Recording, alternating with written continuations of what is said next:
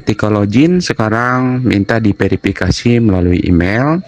Nah, selanjutnya kita akan masukkan kode verifikasinya. Nah, ketika buka DJP online sekarang kan muncul seperti itu. Nah, kita klik, nah kita cari di email. Nah, kode verifikasinya kita ambil, copy saja, tidak masalah. Kita copy, kemudian masukkan di sini, pastekan saja. Tunggu prosesnya. Oke ya. Nah, sudah login ya, sudah masuk. Nah, sekarang kita persiapkan file bukti pemotongan pajak penghasilannya punya atas nama kita sendiri. Ini kita siapkan terlebih dahulu untuk sebagai data acuan pengisiannya. Nah, kita masuk di DJP online, kita klik di fitur lapor, kemudian kita klik e-filing, kita klik ini. Nah, di sini akan terlihat beberapa rekap yang sudah kita kerjakan pada tahun-tahun sebelumnya. Nah, untuk tahun ini kita klik buat SPT, kemudian pertanyaan pertama, pekerjaan bebas kita pilih tidak. Kemudian perpajakan terpisah atau pisah harta di sini kita pilih juga tidak. Untuk penghasilan bruto yang Anda peroleh, nah kita lihat di sini. Ini kurang dari 60 juta rupiah. Kalau pilih tidak, nah ini dicek di data kita dulu. Pilih ya atau tidaknya kita cek di file bukti potong tadi. Kita cek. Nah, di sini kita lihat. Nah, punya kita ini, punya saya tentunya ini karena yang tutorialkan ini ada lebih dari 60. Kita lihat nih kan punya saya lebih dari 60. Nah, karena lebih dari 60 maka jawaban di DJP online tadi ya. Nah, jumlah penghasilan netonya ini lebih dari 60. Kita kembali lagi ke DJP ini, maka pilihnya kurang dari 60 juta rupiah tidak ya karena lebih. Kemudian baru kita menggunakan 1770S untuk formulirnya. Kemudian dengan bentuk formulir kita pilih yang paling atas. Nah, di sini SPT 1770S dengan formulir kita klik. Ya, masuk di sini. Kemudian di sini kita pilih tahun pajak 2024 dan pilih yang normal ya, pilih yang normal. Kemudian nanti klik selanjutnya. Ya, pilih tahun 2024, pilih normal, kemudian pilih klik selanjutnya. Oke, tunggu proses. Nah, sudah 40%. Nah, di sini kita lihat bagian A, penghasilan yang dikenakan PPh, final dan atau bersifat final. Di sini kita lewati saja, lanjut ke daftar harta.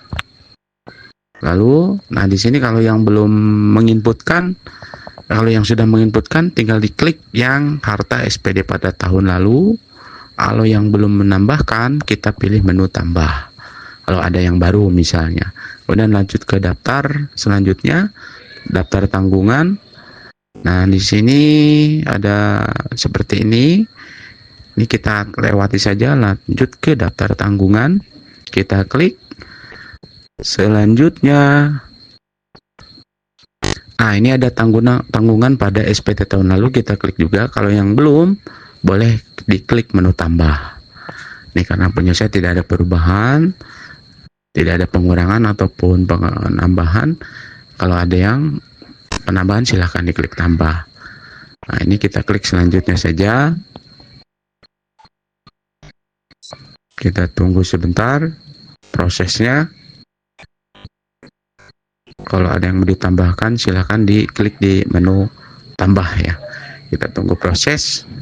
Nah, selanjutnya pada bagian A, penghasilan neto dalam negeri lainnya tidak termasuk dikenakan PPh dan atau bersifat final.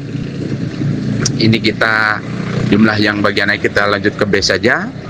Kemudian yang bagian B juga ini tidak perlu kita isi, tidak apa-apa. Nanti lanjut ke bukti potong saja. Oke ya, ini silakan dibaca-baca, tapi ini tidak perlu diisi. karena memang datanya tidak ada. Kemudian lanjut ke bukti potong. Nah, di sini untuk bagian C, kita kalau misalnya tambahkan, nah kita tambahkan ini jenis pajaknya pasal 21. Kita pilih yang 21. Kemudian NPWP-nya, NPWP potong pajak, pemotong atau pemungut, ini masukkan NPWP dari dinas, nanti otomatis terisi di sini. Nah, kalau misalnya tidak valid seperti ini, berarti NPWP-nya harus dibuang tanda-tanda titiknya atau tanda stripnya, jangan menggunakan tanda strip atau tanda titik. Nah, kita ulangi lagi, kita klik yang nama pemotong. Nah, sudah terisi otomatis.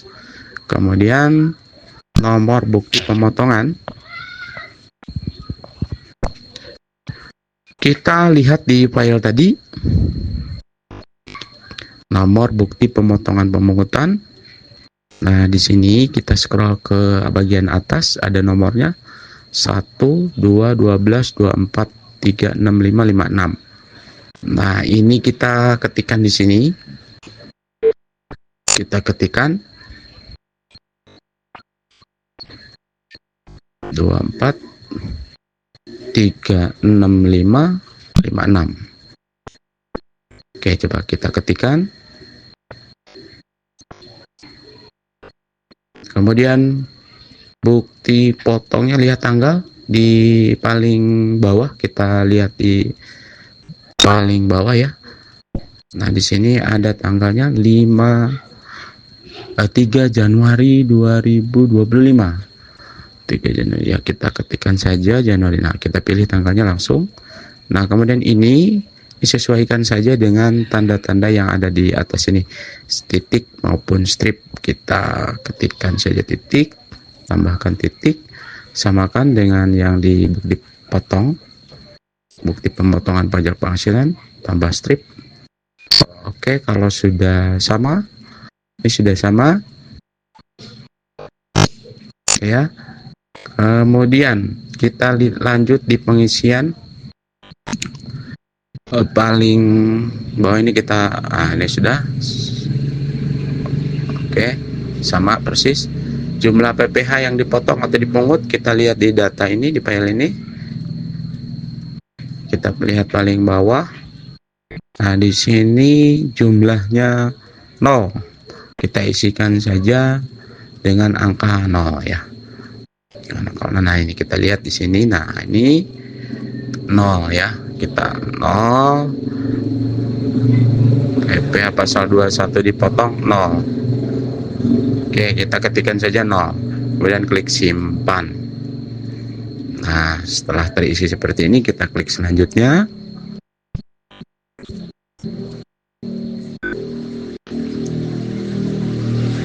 Tunggu sebentar proses. Nah, di sini identitas, status perkawinan, lihat di data pasti ada status K berapa gitu ya.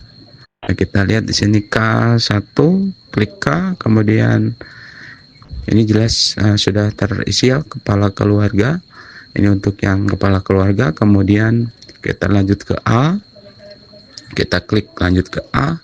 Nah, ini penghasilan neto dalam negeri sehubungan dengan pekerjaan. Kita lihat di filenya, penghasilan neto di nomor 13. Di nomor 13, di nomor 14 ya, di nomor 14. Nah, ini 6231385.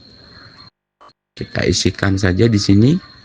Oke, kemudian penghasilan luar negeri tidak ada, itu tidak ada. Nah, kalau sudah seperti ini sudah sama ya. Nah, kita lanjut ke B. Nah, di sini di penghasilan kena pajak nomor 7, ini kita kawin tadi K1 ya, pilih 1. Nah, 63 juta. Jadi kita cocokkan di sini karena ini K1 juga. Nanti ada pencocokan supaya lebih akurat, ini 63. Nah, di sini tertulisnya 63. Kita lihat di sini. Sama nggak dengan yang di nomor 17, penghasilan tidak kena pajak PTKP Nah, sudah sama 63 juta. Ini sudah sama. Kita kembali lagi, kalau sudah sama, nah ya, kita bisa lanjut ke huruf C. Kita klik ke lanjut ke C. Kemudian ini untuk PPh terutang, kosongkan saja. Kita akan lanjut ke D. Di kredit pajak juga, ini tidak perlu diisi. Tidak perlu diisi ya. Kemudian bisa kita klik lanjut ke E. Nah, di sini sudah nihil, lanjut ke F ya kalau sudah 0. Kemudian di sini angsuran PPh ini. Nah, kita lanjut juga nanti ke pernyataan langsung ya. Di F ini angsuran PPh pasal 25 tahun pajak berikutnya tidak usah diisi. Lanjut ke pernyataan. Kita klik, kita baca dulu di sini. Menyadari sepenuhnya, nah dan seterusnya. Kemudian klik centang setuju atau checklist setuju. Nah, di sini sudah nihil, jumlah nihil lengkap. Kemudian klik di sini, ambil kode verifikasi, buka juga emailnya. Kita pilih ke email saja, yang mudah ya sambil dibuka emailnya. Klik OK. Kemudian sukses. Di sini kita cek email. Nah, cek email di sini kalau belum muncul kita boleh refresh. Nah, lihat update ada. Nah, di sini ada kode verifikasi. Kita copy saja. Kita copy, kemudian kita masukkan di pastikan server kode yang Anda terima. Oke. Ini kode verifikasinya, itu server kodenya sama. Kita lihat atau sama ya. EF638917, EF638917. Oke, kita klik kirim SPT. Nah, penghasilan dari PTKP ini sebetulnya bisa melalui NE, dapat diunduh sini. Kita tutup saja ini, tutup. Kemudian kita pilih puas saja. Oke. Nah, sekarang sudah terekap untuk 2024 sudah laporan. Nah, sudah laporan. Ini boleh di menu aksi di sini. Ada juga lihat BPE ya.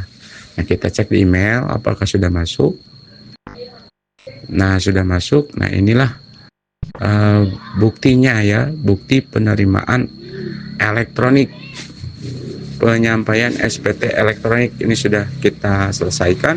Dan bisa kita pilih cetak ya, cetak, save as PDF boleh, langsung print boleh. Ini kita atur kertasnya, silakan. Ini kita simpan sebagai bukti bahwa kita sudah melaporkan ya melalui bukti penerimaan elektroniknya. Kita simpan, kita namai. Nah, ini untuk tutorial yang di atas 60 juta atau yang formulir SPT 1770S. Mungkin itu saja.